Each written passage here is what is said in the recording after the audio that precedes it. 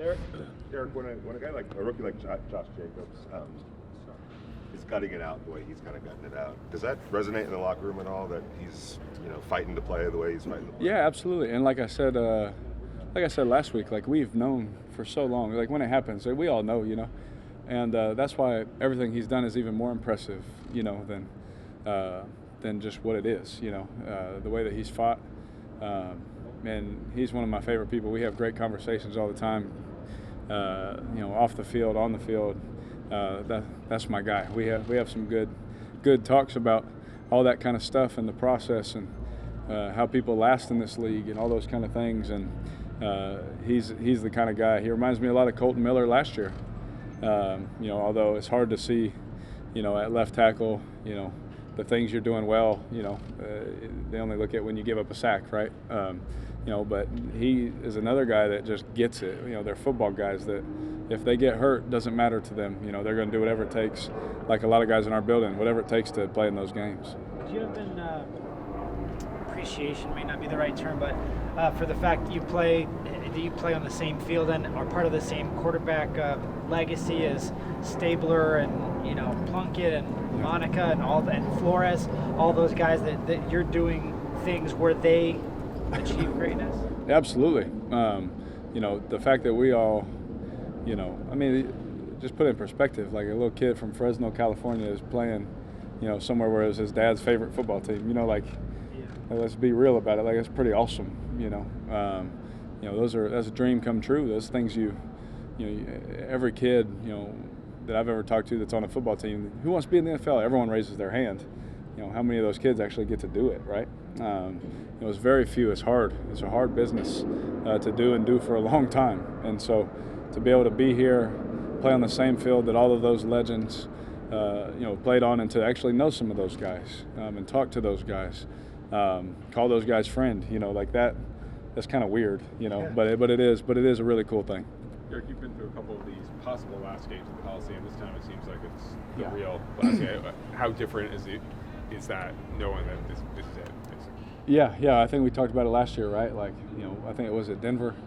We played Denver. It was like, maybe. So like, try and soak it in, all those kind of things. So I guess you erase those memories and take on these ones, I guess, because it's like we just talked about with Scott. Like, that's all of the players that have played here. This organization's history, all of those things. I was here for C. Wood's last game. There's some pretty cool memories that I have just of my own, being on the team. But I think this one will rank right up there. I expect it to be crazy and loud and all those kind of things. So we're going to go out there and give our best effort. I promise you that. Given all the emotion that's going to go on, you still have a game to play, obviously. As you've prepped for the Jags, what stands out in film when you look at that defense? Yeah, they're very fast on defense. They fly around, run to the football, and that's at all three levels. They got speed everywhere. So we got Pro Bowl guys all over the place. They got some really good talent and high draft picks. Their rookie is playing really well. He's a good player, and they're led by some good veterans that have played, some good football at a high level for a long time, right?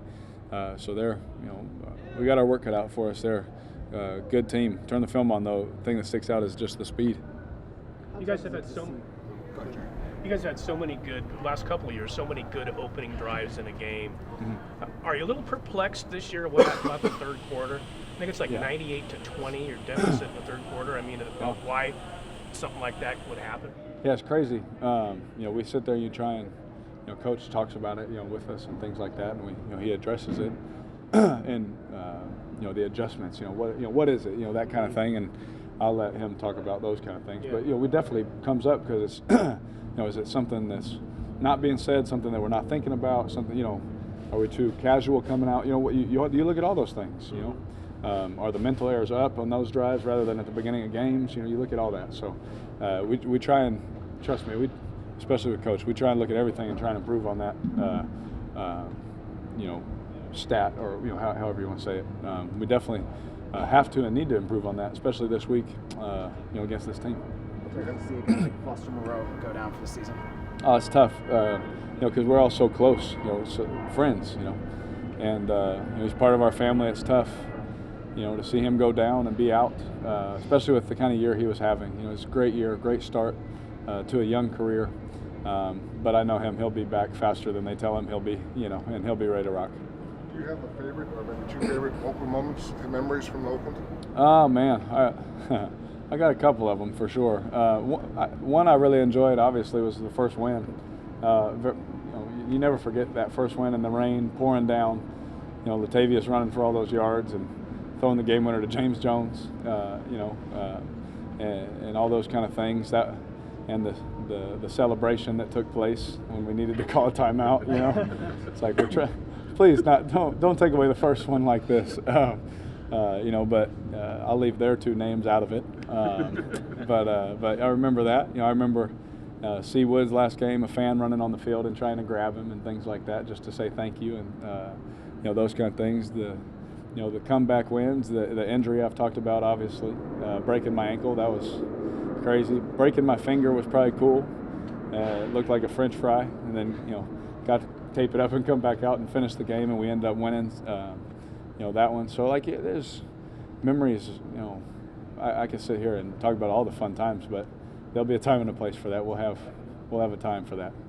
But yeah, no, go ahead. You're pretty zeroed in on the game, obviously, but have you ever looked in the stands during the game and had seen something that made you laugh out loud? 100%, yes. Yeah. Without calling out what I saw, yes. There's been multiple times that has happened, yeah. Derek, you said last week, 2 weeks ago we were a great story, and now all of a sudden we're not so good. Absolutely. Now we're 3 weeks in. You've had a little time to sort of digest what's gone on. What's different about the last 3 weeks than maybe the previous 3 weeks when you guys were playing? Our details, the lack of execution on the little things. When you get on a roll, it's easy just to, keep flying through. We got this kind of thing, and we're learning through that. We're hitting some adversity, and it's being our mental makeup is being challenged right now. We've had a whole bunch of guys dealing with when it's good, it's easy to go on the field and stick to your process and all that. When people don't like you as much, can you still stick to your process and get all the details right on coach's game plan? You know what I mean? Because there's always going to be both in this game, no matter what happens, right?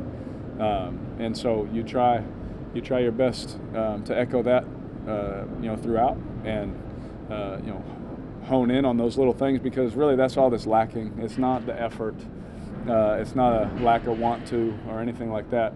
It's just little things, which sounds cliche, but if I sat here and broke it down, I could break down one play for 30 minutes. Time for two more. Derek, obviously you're going to be focused on the game, but with it being the last one open, are you going to find yourself maybe stopping, thinking, what does the Coliseum mean to you? Oh yeah, there'll be a time for that, hopefully. But at the same time, it'll be a better memory if we win. You know what I mean? So they got some cool blitzes and some good players I'll be thinking about before that.